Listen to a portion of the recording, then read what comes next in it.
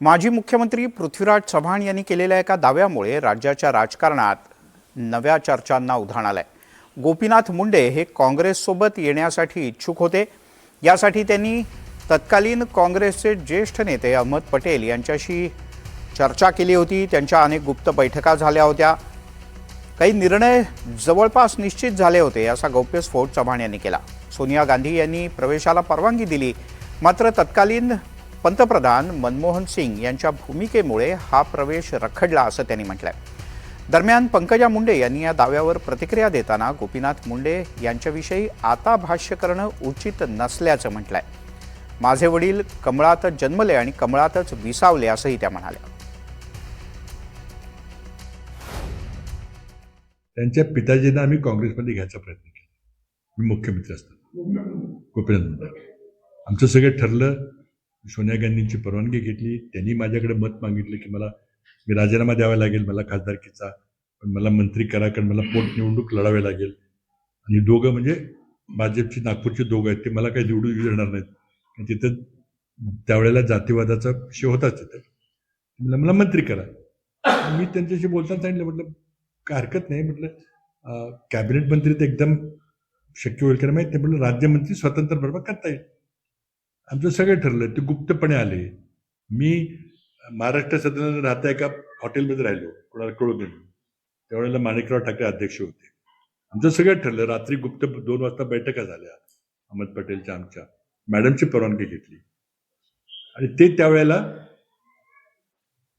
भाजपचे विरोधी पक्षाचे उपनेते होते, मोठ्या पदावर होते, पण अत्यंत अस्वस्थ होते।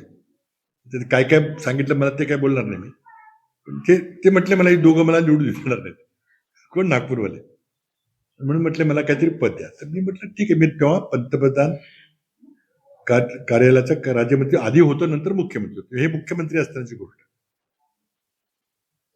झालं। मी नंतर मनमोहन सिंग यांना भेटायला गेलो। तर माझी आयुष्यातली राजकीय सर्वात मोठी चूक झाली ती की मी पंतप्रधान न विचारता सोनिया गांधींना विचारून हो म्हटलं, चला समीर पंतप्रधानांना बोलवलं। म्हटले तू हे परस्पर त्यांना आश्वासन दिले का? लगेच लक्षात आलं। म्हटलं हो नाही, मी मॅडमला विचारले, पण तुम्हाला विचारायचं चूकच झाली राहिली। तर म्हणले एका भाजपच्या सत्ताधारी विरोधी पक्ष गटनेत्याला मी जर आपल्या पक्षात घेऊन त्याला मंत्री केलं, ती लाच दिल्यासारखं मी बिलकुल करणार नाही।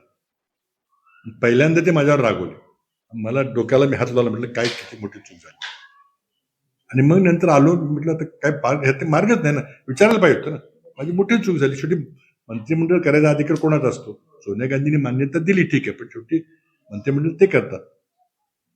मी काय बोलावं, मी कुठं लपवतो मला कळत नाही। मी आलो आणि शेवटी सांगितलं सॉरी। ते कशी आता काय करायचं त्याबद्दल? आता त्याचा एव्हिडन्स, त्याचं काही सिग्निफिकन्स नाही। मुंडे साहेब आता हयात नाही आहेत आणि त्यामुळे आता त्यांच्याविषयी काही आता वक्तव्य आम्ही करणं जे तिथे उपस्थित नाही ते उचित नाही, आणि त्याचं आता औचित्य नाही मुळात। असं काय तुमच्या काय करणार आहेत तुम्ही? त्याचं आहे का एवढा विकास घालवला का? 500-600 कोटी कुणी नसणाऱ्या माणसाचं वक्तव्य आज काढणं आणि त्याचा दाखला देणं, अरे हो, त्यांनाच विचारतोय मी की त्यांनाही शोभत ते काही म्हणले असतील, ते मी त्याला त्या ठिकाणी माझं उपस्थिती नसेल ते स्टेटमेंट मी देत नाही। आणि मी उपस्थित असले तरी त्या व्यक्तीचं प्रायव्हेट गोष्ट बोलणं सगळ्यांसमोर हे मला वाटतं उचित नाही। त्याबद्दलचं माझं टिप्पणी करता येणार नाही, मी नव्हते। पण मला जेव्हा माझे वडील कळले, ते या कमळातच जन्मले आणि कमळातच ते विसावलेले आहेत। आणि हे त्यांची पूर्ण जी जर्नी आहे ती जर्नी आहे।